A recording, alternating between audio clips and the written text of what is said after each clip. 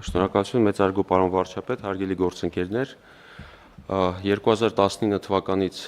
մեկնարկած օրենսդրական փոփոխություններով, մասնավորապես պետական տուրքի մասին օրենքում լրացում իրականացնելով, հնարավորություն ընձեռնվեց օդային ճանապարհով նոր ուղղություններով չվերթեր իրականացնելիս, օդային ուղևորներին օգտվել պետական տուրքի, այսպես կոչված օդի տուրքից ազատվելու արտոնությունից, որը համաձայն օրենքի կազմում է 10,000 դրամ, եւ այդ պահից սկսած մենք ունեցանք բավականին լավ դինամիկա աշխարհագրության ընդլայնման եւ այդ դինամիկան շարունակվեց եւ 2023-24 թվականների թվերով մենք տեսանք, որ հասել ենք որոշակի պլատոյի, այսինքն հագեցվածության այդ որոշումների եւ այլ որոշումների արդյունքներով Արդյունքում 25 թվականին մենք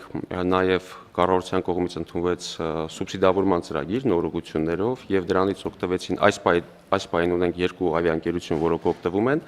եւ 25 թվականին արձանագրեցինք 7.5% աճ 24 թվականի նկատմամբ։ Միաժամանակ նաև օդային փոխադրումների ոլորտում իրականացվեցին բարեփոխումներ, մասնավորապես տարբեր ծառայությունների մասով թվային համակարգով սկսեցին այդ ծառայությունները իրականացվել եւ 2026 թվականին արդեն ունենք նույնպես որոշակի աճ այդ իրականացված փոփոխություններով ներկայացված նախագծով ինչ ենք առաջարկում Նախ այս կառավարության որոշմամբ սահմանված են այն հիմնական պահանջները, որոնք գործում են ավիաընկերությունների նկատմամբ, այսինքն մինիմալ որքան չվերթեր պետք է իրականացվեն ինչ ուղղություններով եւ այլ պայմաններ։ Գործող խմբագրությամբ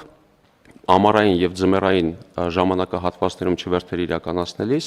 սահմանված են մինիմալ չվերթերի պահանջներ, համապատասխանաբար 28 չվերթ ամառային ժամանակահատվածում եւ 20 չվերթ ձմեռային ժամանակահատվածում։ Սրա կիրառությունը որոշակի արդյունք տվեց, սակայն բազմաթիվ ընկերություններ դիմում են այն հարցով, որ եւ փաստը ցույց է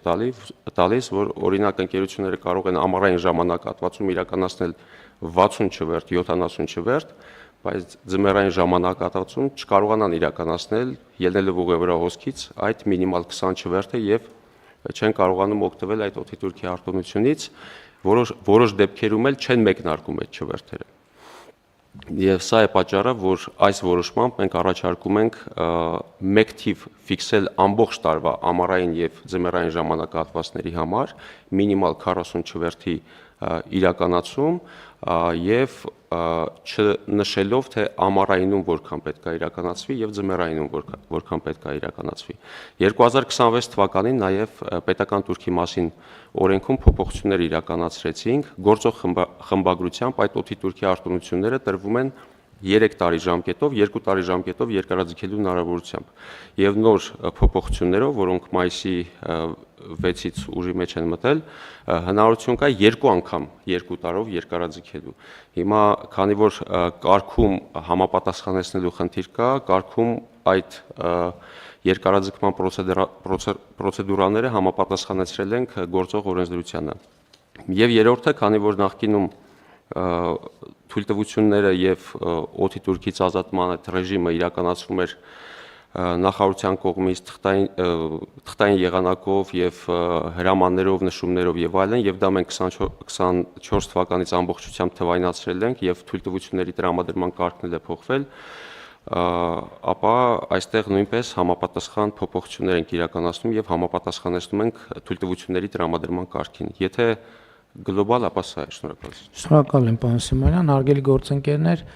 կարծում եմ արդեն իսկ կարող ենք ասել, որ նշված որոշումները, որը կայացրել ենք նախկինում, այն շարքից են, որոնք ընթացքում իրենց արդյունավետությունը ապացուցեցին։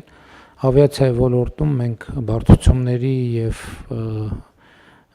խնդիրների ճանապարհով ի վերջո հասել ենք մի կետի, որտեղ լավատեսությունը գերակշռում է եւ Հայաստանում զբոսաշրջության թվերի էական աճը իհարկե կապված է նաեւ այդ որոշումների հետ եւ կարծում եմ արժևում մենք ավիացիայի ոլորտում երկու հիմնական առանցքային խնդիր կա, որը պետք է լուծենք։ Առաջինը Զվարթնոց օդանավակայանի հետագա զարգացման արդեն իսկ համաձայնեցված ծրագիրը հայեցակարգը դեռ master plan-ի մակարդակի չենք հասել, թե հասել ենք master։ Այսինքն Զվարթնոց օդանավական կարճ ասած չի հերիքում։ Պրոբլեմը պետք է ընդլայնվի հնարավորինս արագ տեմպերով։ Երկրորդը քաղաքացիական ավիացիայի կոմիտեի, այսինքն մարմնի այնպիսի բարեփոխումը, որտեղ մենք կարողանանք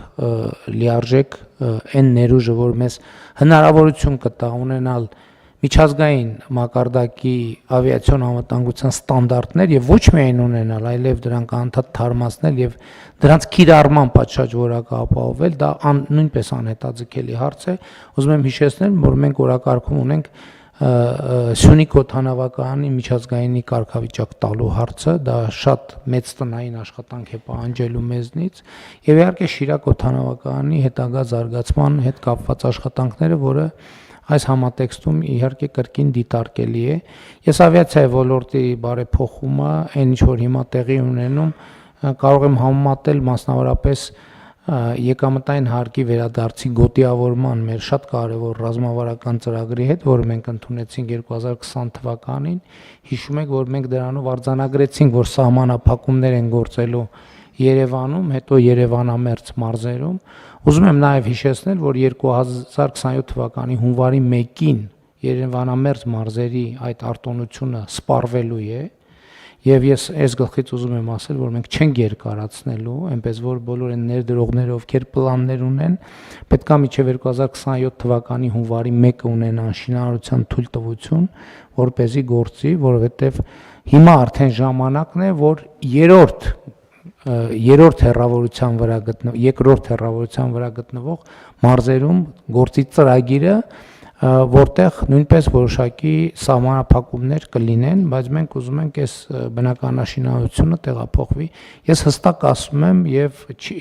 չեմ քննարկելու այս հարցը 2027 թվականի հունվարի 1-ին Երևանամերձ մարզերի համար ժամկետը ավարտվում է եւ չի երկարացվելու։ Նրանք ժամանակ կա, ովքեր մտածում են, պլաններ ունեն, այսօր թող իրենց ներդրումային ծրագրերը ճշտեն եւ 2027 թվականի հունվարի 1-ի դրությամբ ունենան շինարարության թույլտվություն, եթե ոչ, արդեն պետք է մտածեն մյուս մարզերում շինարարություն իրականացնելու մասին։